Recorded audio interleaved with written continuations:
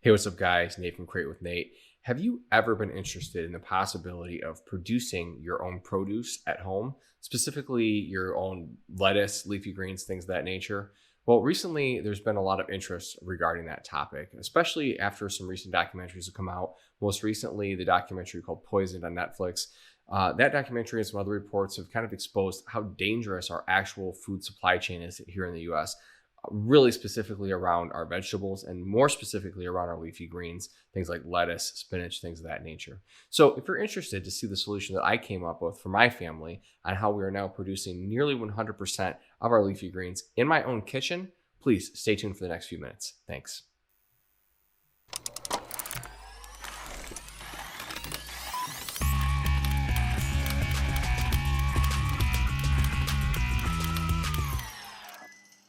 So there's been a lot of buzz recently, online and on TV about hydroponics. So hydroponics is a term that a lot of people have heard, but really probably don't know much about.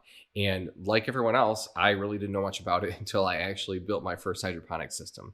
So hydroponics is basically the process of growing a plant without soil. And that could be really any kind of plant. It could be a vegetable, it could be, lettuce, it could even be flowers. Now, what you do is you actually provide that plant the nutrients it needs without the soil by giving it a nutrient solution bath that you basically create yourself, or you can get a pre-mixed mixture online, and you pour that mixture into distilled water or clean purified water, and that water then is pumped directly to the roots of the plant, no soil needed. So this was my first attempt at building a hydroponic system. We had this windowsill in our kitchen that basically wasn't being used for anything important, kind of had some junk on it, some kids' toys, maybe a few vegetables here and there would sit up there. But I wanted to use this space as a dedicated space to create a custom, do-it-yourself, in my case, hydroponic system where we could grow 100% of our leafy greens right here in my kitchen year-round, and without having to worry about any kind of contamination that may be coming from the supply chain or from the grocery store or for anything else, that I'd know exactly where it was produced. The quality would be 100%. There'd be no bugs, no pesticides. And technically in the United States, it does recognize hydroponic growing as organic. So I've got heirloom organic growing right in my kitchen. So if this sounds like it's something you guys might be interested in, I would like to show you the solution that I came up with. Okay guys, so here's the final product for my home-built do-it-yourself hydroponics garden. This is a closed loop system, which means the water basically goes up across the roots of the plants and then back into the reservoir below. This is like the third revision that I finally got working. So I had a couple of failed ones before this. I did not use any example to build this. I kind of looked at a bunch of different examples and then put my own thing together for our windowsill that we have here. So basically in here, there is a little submersible pump, which is running, and it pumps the water up there, back across the back, and then with a slight slope, it runs down across the front, comes over here down that return pipe, and then down back into the reservoir. And it just keeps pumping across the roots. And then we already have this like security monitor television in our kitchen, so I was actually able to hide the grow light behind it. It's right there, and it is on a smart outlet, so I can turn it on and off with the timer. And as you can see, this windowsill already gets really good natural sunlight, so we'll only need to use the grow light sparingly. So the next step is going to be to take my seeds that I've been sprouting here in this paper towel and put them into the little cups with these cool sponges. Seed goes right in there, that goes right in there, and then into that. So that'll be the next step. Stay tuned. So now that you guys have seen the final product, I want to talk a little bit about the materials and the process that went into it. Now, unfortunately, I did not record a lot of video of me building it. To be honest, I actually created this a few weeks before I actually started this YouTube channel. So I did not capture a lot of footage of the build process, but I do want to kind of just highlight the things that I used and what you would need to do that type of project yourself. So primarily, to start with, you're going to need PVC pipe. Now, it's very important that you look for PVC pipe that is rated NSF or water potable. What this means is it's pipe that has been certified that it's safe for water to pass through it and actually then enter the human body. Now, there's a lot of plastic out there, a lot of different PVCs and materials that are not potable, meaning that they can actually give off toxins over time and end up harming you. So you want to make sure you find pipes that are NSF rated or potable. Now, most of this project was built out of PVC. So you're going to need some way to cut that PVC. I highly recommend using a miter saw. If you do not have a miter saw, you can use a table saw. As a very last resort, you can use a hacksaw, but you're really going to hate your life if you have to saw all that pipe. Miter saw is just the fastest and safest way to do it, and that's what I highly recommend.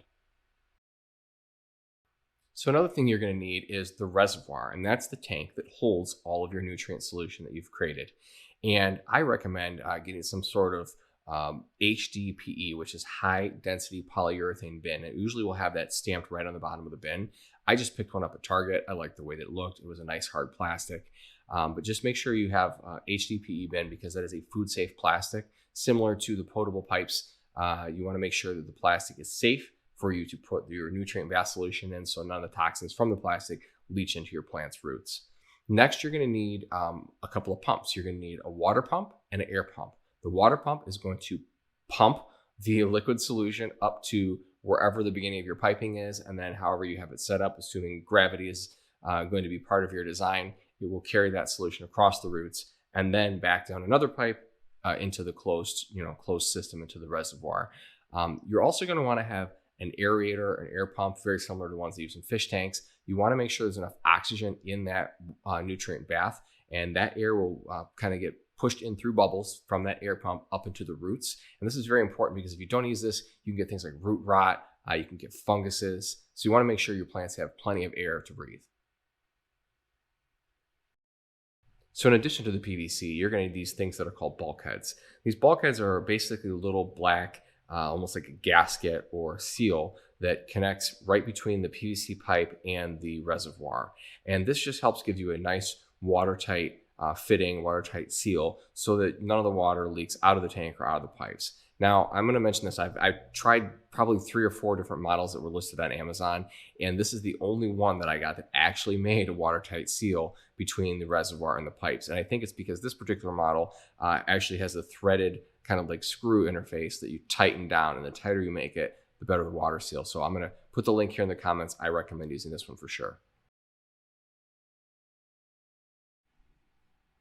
So lastly, let's talk about light source. Now, a lot of people choose to use the sun, and that works obviously very well. The sun's been growing plants since the beginning of time, but really in a city or home environment, it's usually not too practical to use the sun completely. Now, maybe if you've got a room like a sunroom or something that has windows all around it and it gets sun, 12 hours a day, that'll work just fine. But for the rest of us, you're going to need some sort of, artificial light. So LED grow lights now have become so advanced that they use such a small amount of power and produce such a bright amount of light. The lumens is just off the scale for the power usage. Just in the last 5 years, there's been some really, really big developments.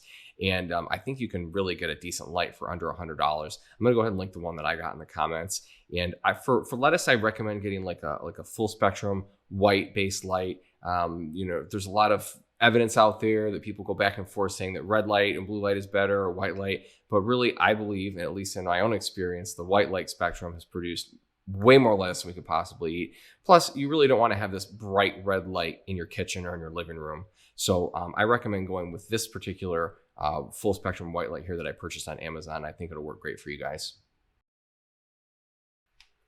Okay, guys, so that's pretty much it for the overview of my project, the reason why I did it, and the end result. So I want to go ahead and show you guys, if you have a few minutes, some time-lapse footage that I took of the plants starting off as seedlings and going to full maturity, and then actually being picked for the first time and put into a salad.